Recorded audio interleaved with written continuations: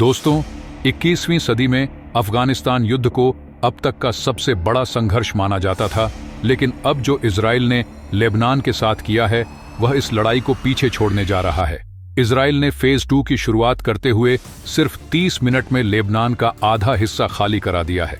इस वक्त जब मैं आपसे यह बात कर रहा हूं, इजराइल की वायुसेना लेबनान पर लगातार हवाई हमले कर रही है। हिजबुल्लाह के कमांडर और लड़ाके मारे जा रहे हैं, लेकिन इन हमलों में 600 से अधिक आम नागरिक भी अपनी जान गंवा चुके हैं, जिनमें मासूम बच्चे भी शामिल हैं।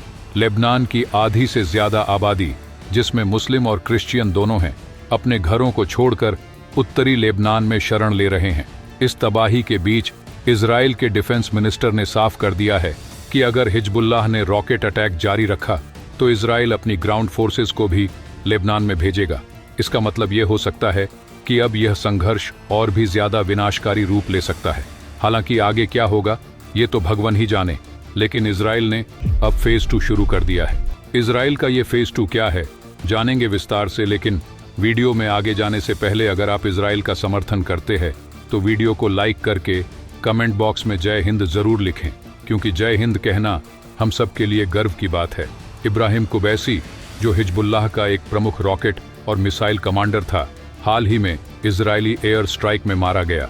इसे लेकर इजरायली सेना ने कहा कि गुड नाइट कुबैसी। कुबैसी वही शख्स था जिसने साल 2000 में 3 इजरायली सैनिकों का अपहरण किया था और फिर उन सैनिकों को मौत के घाट उतार दिया था। जब 2004 में प्रिजनर एक्सचेंज हुआ तो उन सैनिकों की लाशें इजराइल को लौटाई गईं।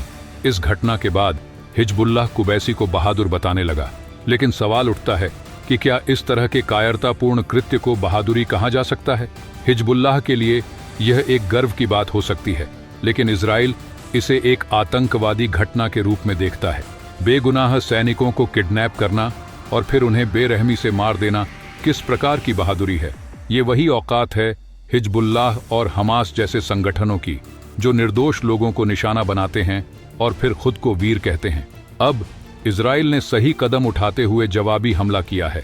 उन्होंने कुबैसी को मार गिराया और हिजबुल्लाह को ये सिखाया कि जो भी आतंक फैलाएगा उसका यही हश्र होगा। इजराइल ने अपनी सैन्य क्षमता का प्रदर्शन करते हुए दुश्मन को सुअर बना दिया है। लेबनान में लगातार इजरायली बमबारी हो रही है।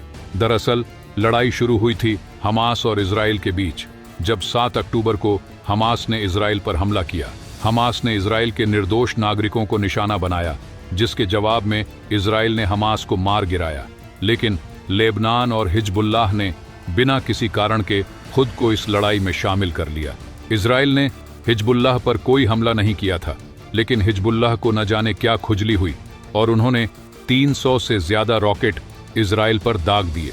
इससे इजराइल को कोई खास नुकसान नहीं हुआ, लेकिन इसका मतलब यह नहीं कि इजराइल शांत बैठा। इजराइल ने सीधे सीधे कुबैसी को निशाना बनाया और उसे खत्म कर दिया। कुबैसी को उसी जगह मारा गया जहां वह था, और यह वही इंसान था जिसने 3 इजरायली सैनिकों का अपहरण कर उनकी हत्या की थी। इजराइल ने हिजबुल्लाह के एक और बड़े कमांडर को भी हाल ही में निशाना बनाया। यह कमांडर अपनी मंडे मॉर्निंग मीटिंग कर रहा था जब इजरायली मिसाइल ने पूरी बिल्डिंग को निशाना बनाया और वह वहीं मारा गया। इससे हिजबुल्लाह को एक और बड़ा झटका लगा है। अब बात करते हैं ईरान की। ईरान इस पूरे मामले में पीछे से खेल खेल रहा है।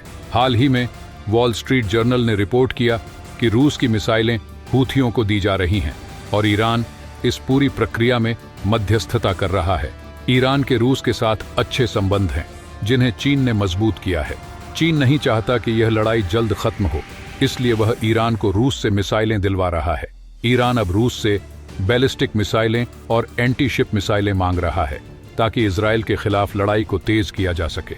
ये हथियार हूथियों को दिए जा रहे हैं ताकि वे समुद्री जहाजों पर हमला कर सकें और इजराइल के व्यापार को निशाना बना सकें।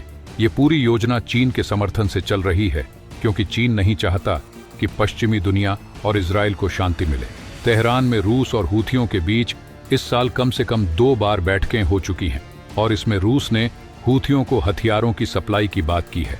यह बैठक ईरानी राष्ट्रपति इब्राहिम रईसी के समय हुई थी, जो हाल ही में हेलीकॉप्टर क्रैश में मारे गए थे।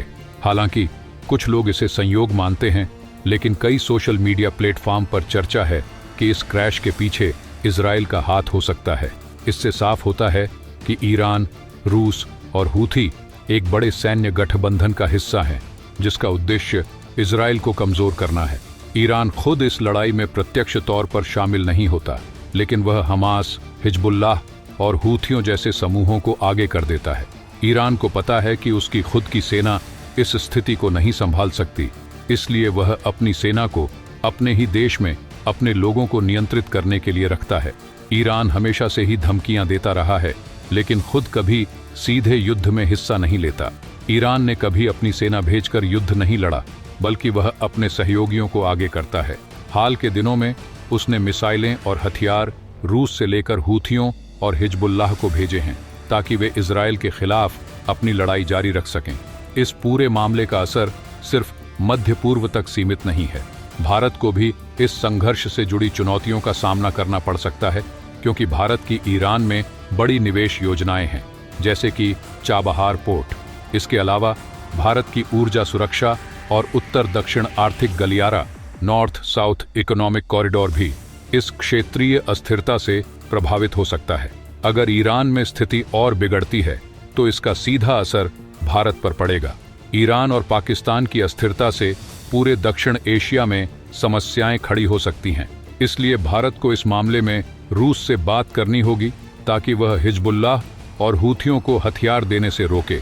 इस पूरे मसले को समझने के लिए हमें यह देखना होगा कि कैसे ईरान, रूस और चीन मिलकर एक बड़ी योजना पर काम कर रहे हैं और इसके पीछे का असली उद्देश्य क्या है। इजराइल के खिलाफ लड़ाई सिर्फ एक क्षेत्रीय संघर्ष नहीं, बल्कि एक वैश्विक रणनीतिक खेल है, जिसमें भारत को भी अपने हितों की रक्षा करनी होगी। तो दोस्तों, आज की इस वीडियो में बस इतना ही। वीडियो को लाइक करके अपने 5 दोस्तों के साथ शेयर करें। चैनल को सब्सक्राइब नहीं किया है तो सब्सक्राइब कर लें। मिलते हैं अगले वीडियो में। जय हिंद, जय भारत।